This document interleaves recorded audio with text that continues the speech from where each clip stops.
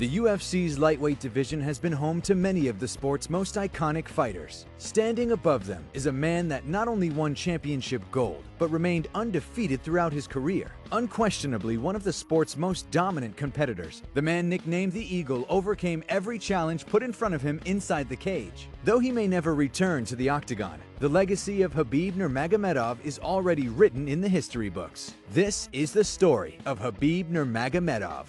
Born in the village of Sildi in Dagestan in 1988, Khbib was born into a fighting family. His father, Abdulmanap Nurmagomedov, served in the army before becoming a coach in the martial art of Sambo. In September 2019, Abdulmanap was entered into the Russian Book of Records for training and coaching the most combat Sambo champions. He was the senior coach of the national team for Dagestan and was a highly respected figure for it. As is the case with many children in Dagestan, he trained his two sons in martial arts from a very young age. When Khbib was just 7 years old, his father and 3 uncles moved all of their sons into the same house in Dagestan's capital, Makhachkala. The 16 boys lived together and trained together with no women in the house. Khbib took to martial arts very well at a young age after seeing his father coach so many athletes. One of the most legendary Khbib stories came from the time when his father would make him wrestle a small bear at the age of 9 to build his character. In 2005, Khbib followed in his father's footsteps by competing in combat Sambo. Around the same time that he made his MMA debut, Khbib had won gold at the 2008 and 2009 Combat Sambo World Championships. He continued to build on his martial arts experience outside of MMA while competing in his first few professional fights. Combat Sambo wasn't Khbib's only chosen path, as he became a Eurasian hand-to-hand combat champion, a European pancration champion, and a North American Grappling Association champion.